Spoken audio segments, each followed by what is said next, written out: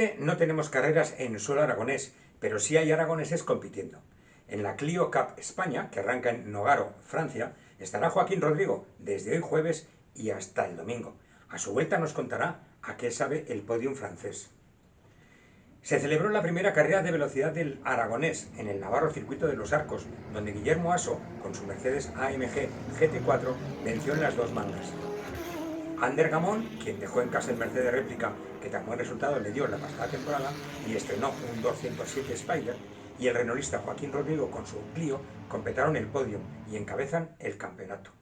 Los resultados y el campeonato los tenéis en las secciones carrera y campeonato. La entrevista semanal a los que saben mucho del slot, esa disciplina que todos hemos utilizado y pocos conocemos bien.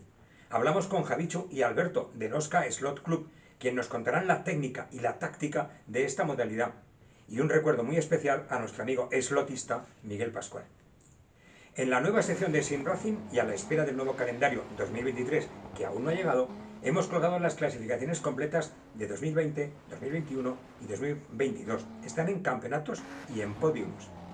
Y como no solo de automovilismo vive el hombre, me habéis pedido en streaming las motos. Pues bien, si las carreras del Mundial coinciden con las de Fórmula 1, podréis ver ambas en streaming para que no os perdáis nada. En Desde la Grada y su podcast, Ana Rodríguez trata ese tema del que tanto hablamos. Todos los coches son iguales por fuera. La peli de la semana será Buxon Buxon debe morir. Película coreana de acción con muchas katanas y una asesina a sueldo famosa con una hija adolescente en casa. Y recordad que tenéis película Racing en esa misma sección. En fin, nada más. Nos vemos el jueves por aquí. Un abrazo.